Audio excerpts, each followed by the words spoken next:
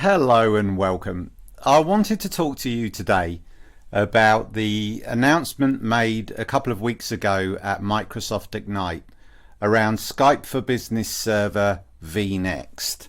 So Microsoft announced that in the second half of 2021 there will be a new version of Skype for Business Server which is consumed on an annually recurring revenue basis, which is, as far as I can see it right now, the main difference, but I'm sure there will be some changes in the future.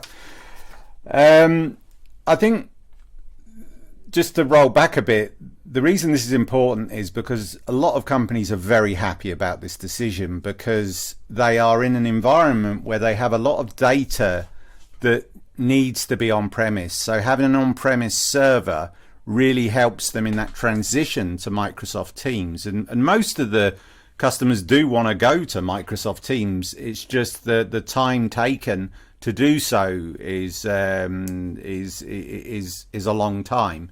And I think this time horizon, which has been not changed, because I don't think it was ever the case that Skype for Business Server was going away, but I think they've highlighted the fact that it isn't going away and there is going to be on-premises options for Skype for Business moving forward.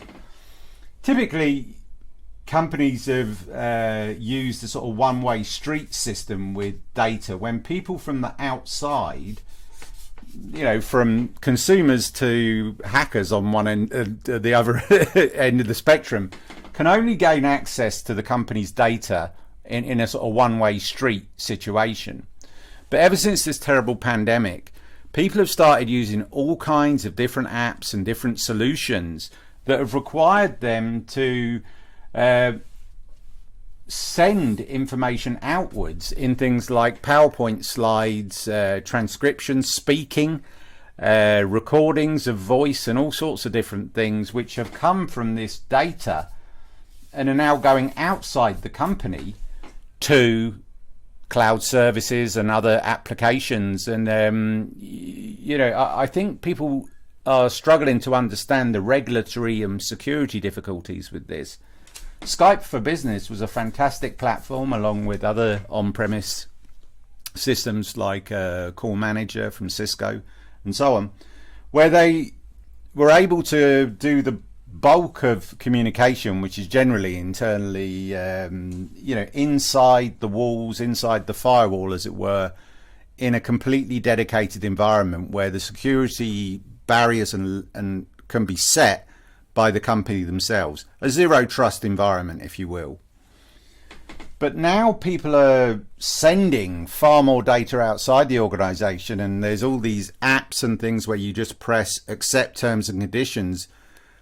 You don't know sometimes what you're letting yourself in for. And I think people trust 100% Microsoft and other platforms, but transitioning from a zero trust environment to a cloud environment is fraught with dangers in some areas. And I think this is why Skype for Business forms an important part of a company's transition from on-premises to dedicated cloud, which I think is where large companies will end up going.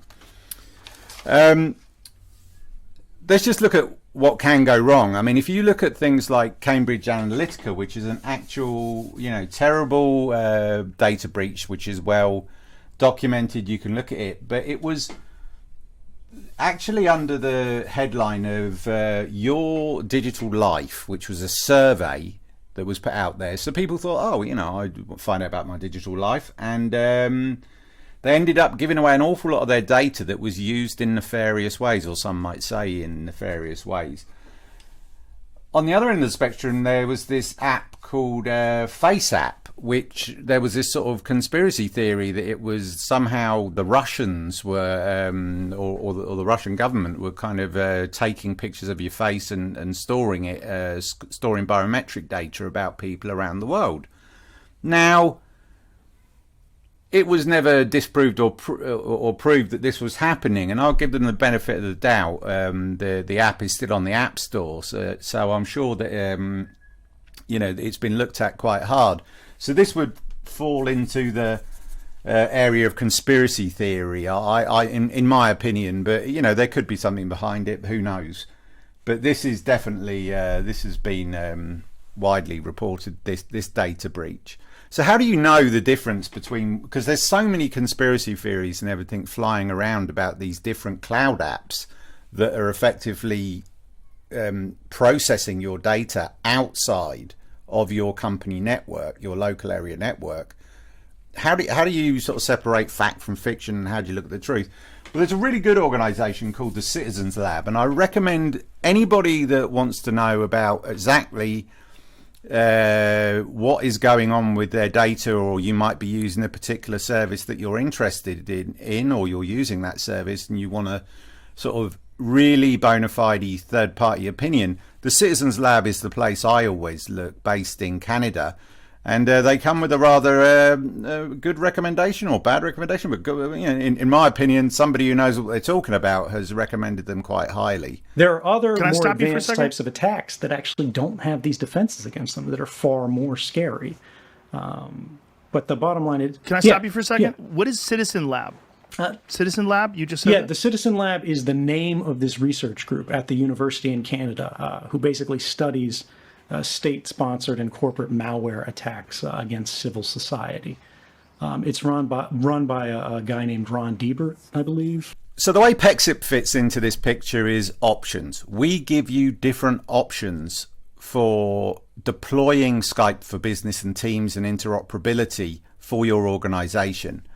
For many years, we've deployed this version of Skype for Business Interop, which is available today. You can customize it to be as secure or as frictionless as you like, and it allows standards-based systems from Cisco, Poly, Lifesize, all those great manufacturers of that equipment to communicate with your Skype for Business and your internal employees. Maybe you're using other VoIP platforms as well as Skype for Business, but it allows you to fit into this environment. The important thing is it suited the customers that were regulatory bound and allowed them to have a complete zero trust model and secure on-premise servers. So what a customer can do with a deployment, and this is the flexibility of PEXIP, is you can have your own dedicated deployment of PEXIP that is deployed in your own environment, that is deployed in a way that doesn't allow you to for anybody to sort of get involved or look at your data. And this is very important for regulatory and just peace of mind, knowing where your data is going and what it's going to be used for. Remember Cambridge Analytica? People thought their data was being used for something, but it was maybe being used for something else, and you know, it wasn't good. So what PEXIP can do is it can allow you to transition to more modern ways of communicating, such as Teams. And at the end of the day, the other thing that's not to forget is that you can also interoperate between Skype for Business and Teams at the same time. So you can have a call where you've got Cisco dialing in, you've got your Microsoft Teams and your Skype for Business all in the same call. And it's another unique capability with PEXIP, is the ability for Skype for Business and Microsoft Teams to work together in the same call. I hope you've found what I've said today interesting, and if you want to contact me, please don't hesitate to email me at eddie@pexip.com or DM me on LinkedIn. And I very much hope that you keep well, and I look forward to seeing you again soon.